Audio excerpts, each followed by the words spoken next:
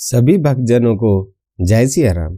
भक्तजनों, आशा करता हूं कि आप सब अच्छे होंगे और भगवान श्री राम जी की कृपा आप पर सदैव बनी रहे। श्री राम भगवान की बहुत ही खूबसूरत कथा लेकर आया हूं, कृपया कथा के अंत तक बने रहें। आज मेघनाथ ने युद्ध की विशेष तैयारी की थी। उसे ब्रह्म मुहूर्त में ही शिव को प्रसन्न करने के लिए पूजा अर्चना प्रारंभ कर दी और अपने सभी दिव्यास्त्रों का शस्त्र पूजन किया। उसकी पतिव्रता पत्नी सुलोचना ने अपने सुहाग की अमरता के लिए कठोर व्रत धारण किया था और निरंतर ओम नमः शिवाय के मंत्र का जाप कर रही थी। मेघनाथ को अपने बल, पराक्रम और दिव्यास्त्रों की भांति ही अपनी पत्नी के संकल्प व्रत पर भी बड़ा विश्वास था। वह मानता था कि जब तक सुलोचना के हृदय में उनकी कुशलता का भाव स्थिर है, तब तक स्वयं काल भी उसका कुछ नहीं बिगाड़ सकता। आज उसने सोच लिया था कि वह निश्चय ही युद्ध का परिणाम बदल देगा। वह महल से निकला तो शगुन होने लगे। विजयी लक्षण सामने आने से उसका उत्साह बढ़ गया था। वह अपने पिता के पास पहुंचा और चरण स्पर्श कर विजय का आशीर्वाद लिया। उनके पिता दशानन ने उसे हृदय से लगाकर आशीर्वाद दिया।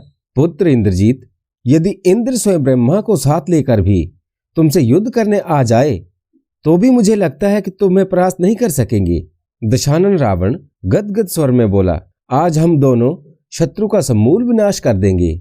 मेघनाथ बोला, पिताश्री, पिता को पुत्र के होते हुए युद्ध करने की क्या आवश्यकता है? आपके पुत्र की भुजाओं में इतना बल है कि शत्रु दल का कोई भी योद्धा इसे संभाल न सकेगा। कल की बात और थी, आज मुझे ज्ञात है कि शत्रु के प्राण किस विधि से हरने हैं। अतः आप निश्चय होकर रहें और मेरे विजय होकर लौटने की प्रतीक्षा करें। रावण ने कहा, पुत्र, मुझे तुम पर सदैव गर्व रहा है और इसी गर्व के आश्रय मैंने ऐसा कठिन युद्ध छेड़ दिया है। मैं जानता हूं कि तुम अपराजय हो।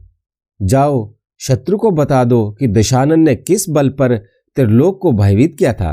विजयी भव। मेघनाथ विशाल सेना के साथ रणभूमि की ओर चल पड़ा। बड़े ही कर्कश स्वर में ढोल नगाड़े बज रहे थे जो सभी दिशाओं को गुंजा रहे थे।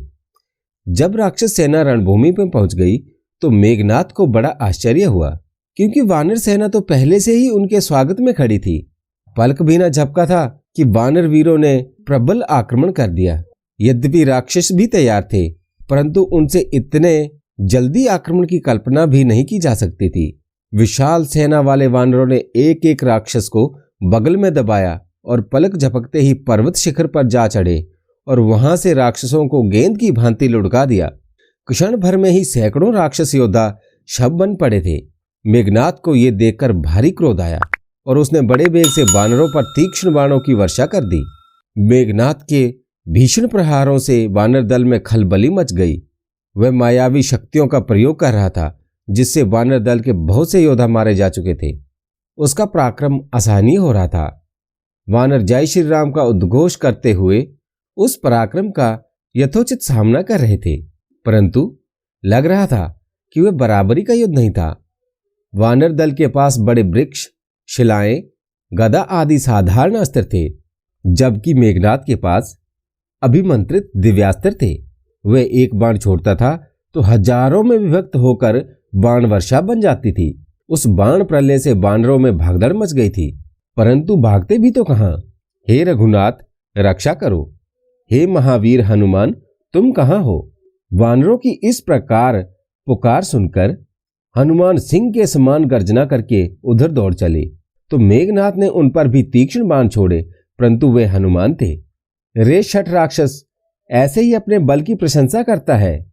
युद्ध भूमि में आकर तुझे कोई अपनी बराबरी का योद्धा नहीं मिला।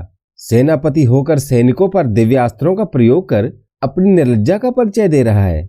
लगता है कल सूर्यास्त होने से बचने की शपथ ले ली होगी कि अब हनुमान के समक्ष ही नहीं जाना है।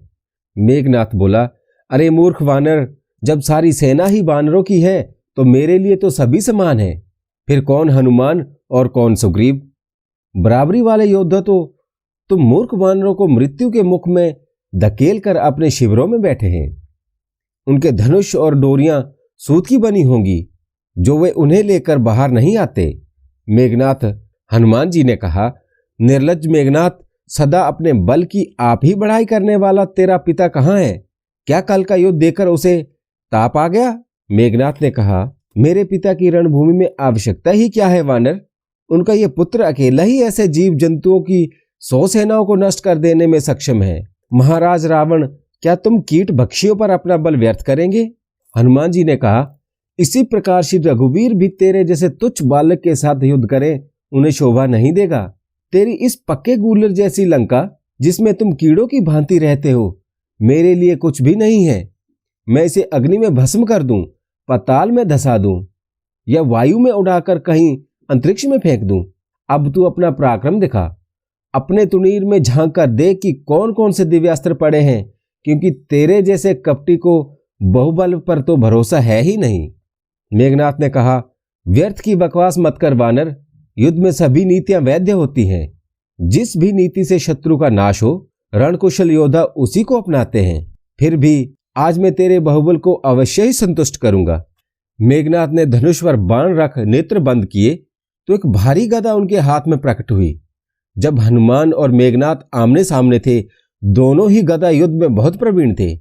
गदाएं आपस में टकराई तो जैसे उल्कापात सा हुआ। गदाओं की रगड़ से आग का गोला सा उठा था। दोनों महाबली भिड़ गए।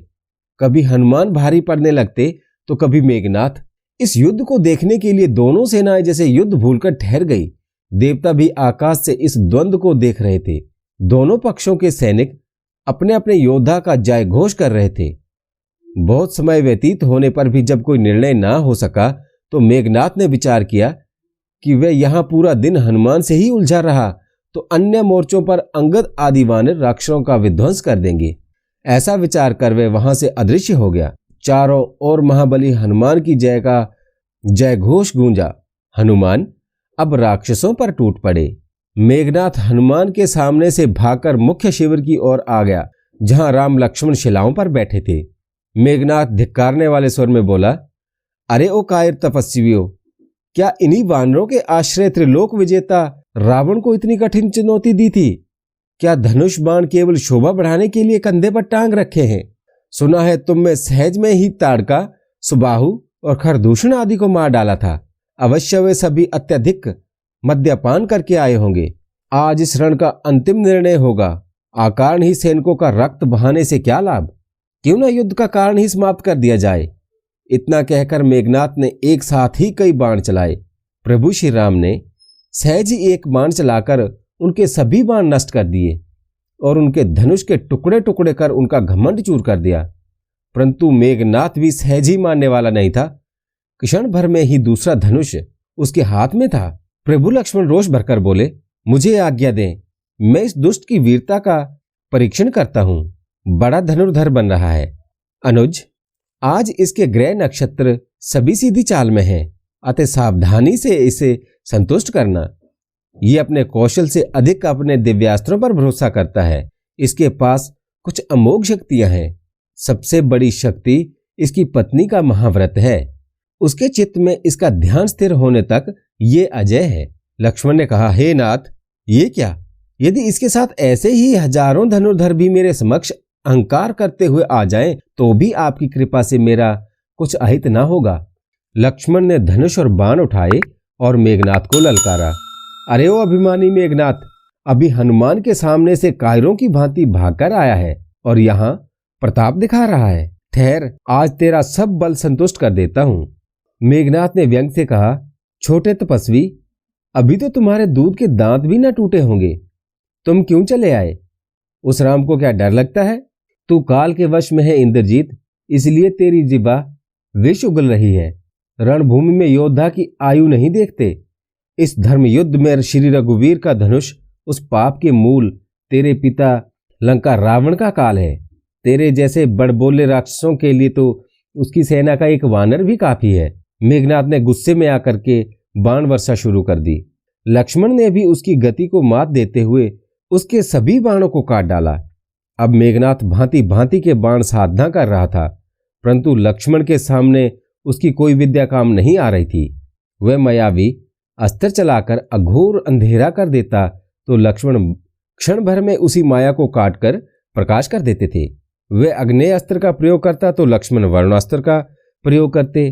चारों ओर लक्ष्मण की जय जयकार हो रही थी और उसी अनुपात में मेघनाथ का क्रोध और बढ़ रहा था। दोपहर से संध्या होने को आई और लक्ष्मण उसे पीछे ही धकेलते रहे। वानर दल उस पर हंस रहा था, ताली बजा रहा था। मेघनाथ को मन ही मन ये तो स्वीकार करना पड़ा कि लक्ष्मण किसी भी प्रकार उससे कम नहीं है। मेघनाथ ने विचार किया कि अब कुछ विशेष करना होगा, अन्यथा लौटकर पिता को क्या उत्तर दूंगा। मेघनाथ ने अपनी तुनीर से अंतिम विकल्प के रूप में वीरघाती नाम की अमोघ शक्ति निकालकर धनुष पर चढ़ाई और अपने इष्ट का स्मरण करके लक्ष्मण को लक्ष्य करके छोड़ दी। लक्ष्मण को लगा जैसे उनकी ओर कोई उल्का पिंड चला आ रहा हो। वह जान गए कि वह शिव शक्ति थी। उसे काटना वीर लक्ष्मण के लिए असंभव नहीं था। लक्ष्मण उसे क्षण भर में शांत कर देते, परंतु इससे शिव के वरदान की अवहेलना होती। उन्होंने अपने वज्र समान सीने को वीरघाती के समक्ष तानकर शिव स्तुति करते हुए नेत्र बंद कर लिए। प्रचंड काल शक्ति उनके सीने से टकराई तो शेष अवतार उस भीषण आघात को सहन न कर सके और मूर्छित होकर भूमि पर गिर पड़े। मेघनाथ खुशी भाव से मूर्छित लक्ष्मण को उठाकर अपने रथ में डालने का प्रयास करने लगा, परंतु वे उन्हें सूत भर भी न हिला सका। मेघनाथ ने अपनी समूची शक्ति लगा दी, उसकी पिंडलियां फट जाने को हुई। तब वह लक्ष्मण को युद्ध भूमि में ही छोड़कर वहां से चला गया। युद्ध का दूसरा दिन उसके लिए उपलब्धि भरा रहा। सूर्यास्त हो चला था और लक्ष्मण के मूर्छित होने पर रामदल में शोक छा गया। मेघनाथ के प्रबल आघात से लक्ष्मण को मूर्छित देखकर वानर दल सन्न रह गया था। जिसने भी सुना वह स्तब्ध रह गया। हनुमान को भी समाचार मिला तो वे भी दौड़े वहां चले आए जहां लक्ष्मण अचेत पड़े थे और शोकाकुल वानर भालू उन्हें घेरे हुए खड़े थे। हनुमान उनके समीप बैठ गए। क्षण भर में पहचान लिया कि यह शिव की अमोघ वीरघाती शक्ति का प्रहार था, जो समुद्र मंथन में निकले उस हलाहल विष से भी अधिक प्राण घातक थी, जिसने शिव को नीलकंठ बना दिया था। हनुमान ने विकल होकर मूर्छित लक्ष्मण को सहज ही बुझाऊ में उठा लिया और शिविर की ओर चले। पीछे पीछे वानर भालू मौन चले आ रहे थे। हनुमान ने दुखी मन से राम के सामने लक्ष्मण को भूमि पर लेटा दिया। श्री राम बोले, लक्ष्मण को क्या हुआ हनुमत? और लक्ष्मण से कहने लगे, अनुज तुम्हें क्या हुआ? तुम इस प्रकार नेत्र बंद करके मेरे हृदय को कंपित ना करो। देखो मेघनाथ तुम्हारे भय से भाग गया है। कल पुनः आएगा और कल तुम्हें उसका अंत करना है। उठो हे परम पराक्रमी लक्ष्मण, ये धरा तुम्हारे शीश पर शोभित होती है और तुम आज इस पर अपनी भार रख रहे हो। श्री राम के कर्ण स्वर ने सभी को द्रवित कर दिया था। सभी वानर रोने लगे थे। प्रभु, जब इस दुष्ट दशानन के कपटी पुत्र मेघनाथ को लक्ष्मण जी के सामने अपने प्राणों का भय सताने लगा तो उस दुष्ट ने शिव की अमोघ शक्ति का प्रयोग किया। हनुमान जी दुखी स्वर में बोले, यद्यपि लक्ष्मण जी चाहते तो उस शक्ति को काट सकते थे, परंतु शिव का अनादर न करते हुए सच्चे क्षत्रिय की भांति उसे अपने वज्र समान हृदय पर स्थान दिया।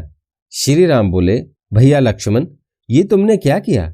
तुमने ये भी विचार न किया कि तुम्हारी इस दशा पर तुम्हारे ज्येष्ठ भ्राता का हृदय शोक से फट जाएगा। हे सुमित्र, ये अमोघ वीरघाती तो तुम्हें मुझसे विलग कर देगी। मैं शून्य हो जाऊंगा प्रिय भ्राता, क्योंकि मेरा सारा बल तुम ही हो।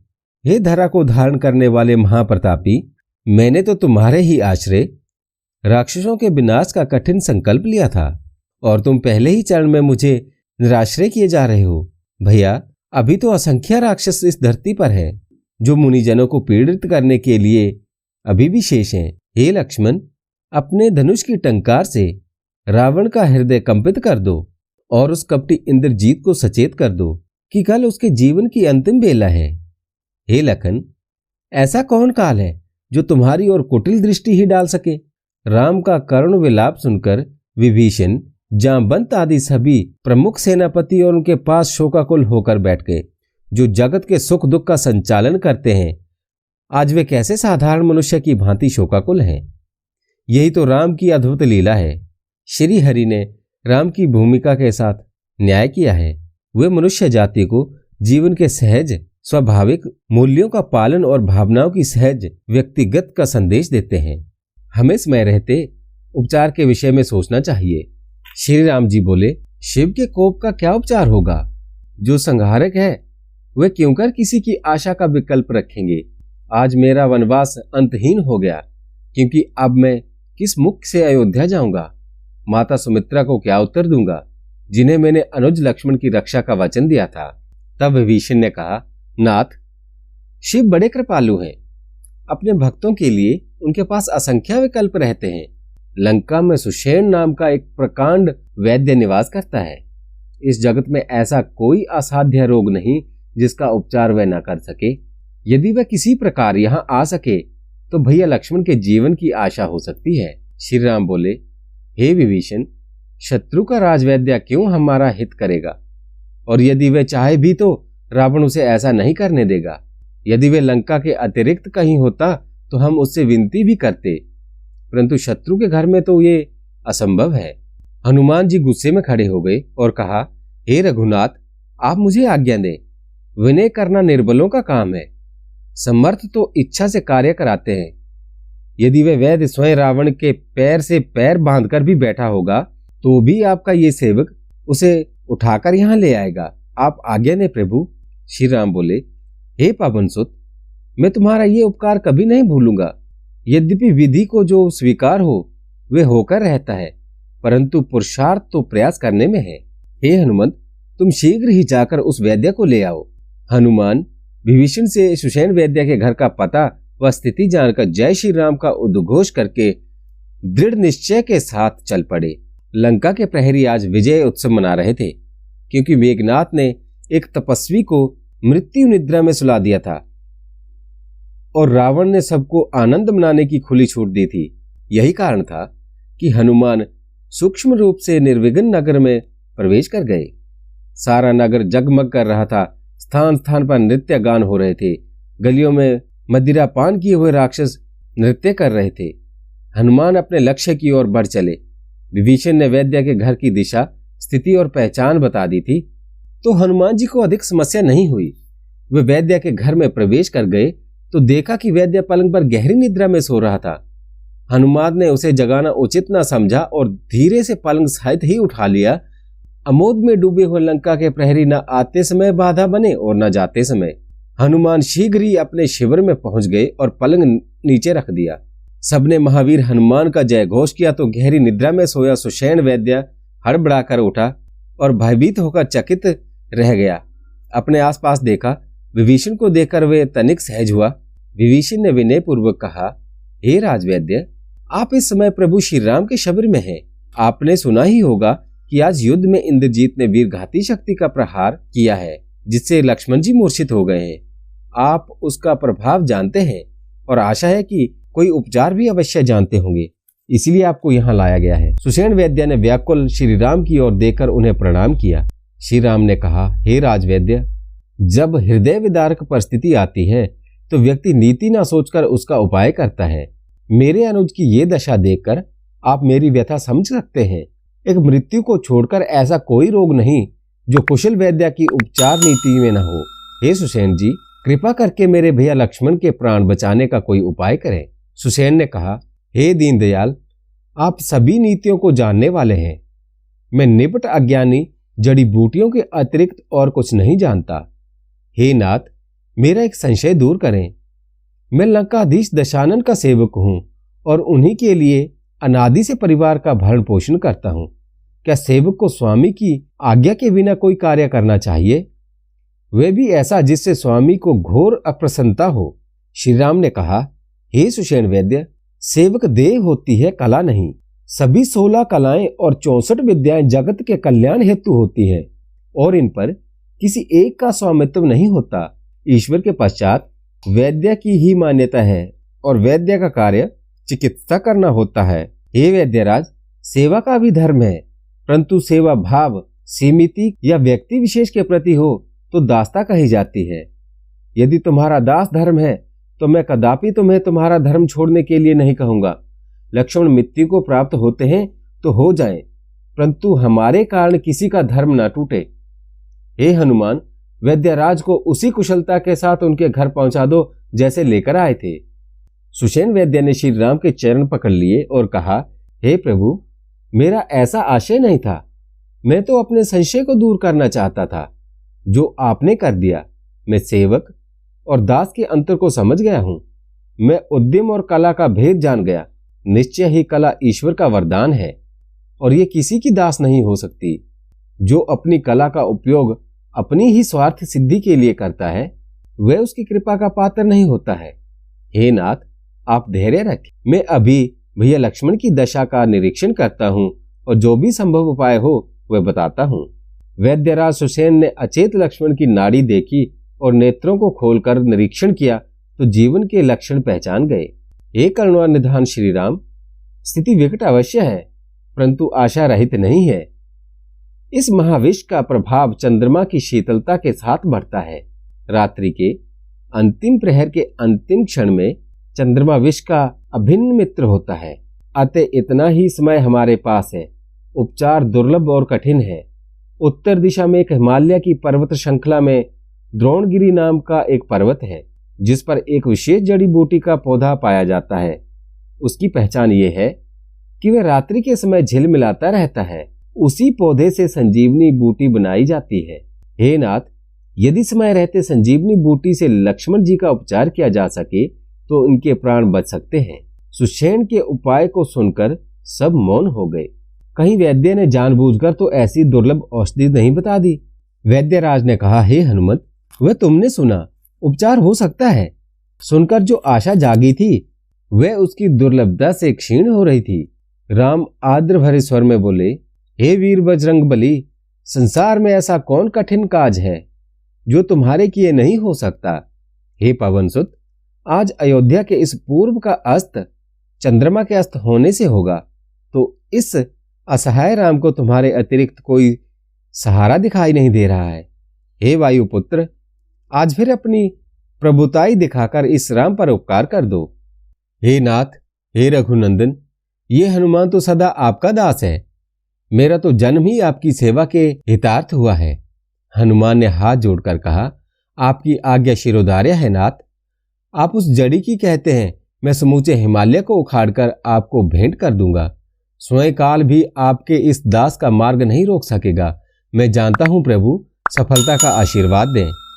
राम ने हनुमान को हृदय से लगाकर उन्हें सजल नेत्रों से विदा किया। रावण आज अति प्रसन्न था। उसे प्रसन्नता का ये अवसर उसके पुत्र मेघनाथ ने दिया था। उसके छोटे तपस्वी को मृत्यु के मुख में धकेल दिया था, जहां धीरे धीरे वे निश्चेत और परम शांत हो जाने वाला था। अकारण ही मंदोदरी कायरता भरे वचन बोलती थी, अपने पति और पुत्र पौत्रों के पराक्रम पर संदेह करती थी। आज मेघनाथ ने अपने अपराजय होने को सिद्ध कर दिया। दशानन इस अवसर पर भव्य विजय उत्सव का आयोजन किया और उसका आनंद उठाने लगा। प्रथम प्रहर में ही नृत्य गान चल रहा था और सभी मदिरा के प्रभाव में झूम रहे थे। तो भक्तों, इस कथा में इतना ही। सभी सनातन धर्मियों से मेरी गुजारिश रहेगी, मेरी प्रार्थना रहेगी, कृपया मेरे चैनल को सब्सक्राइब करें, वीडियो को लाइक करें और शेयर करें। भगवान आपकी सभी इच्छाएं पूरी करें। जय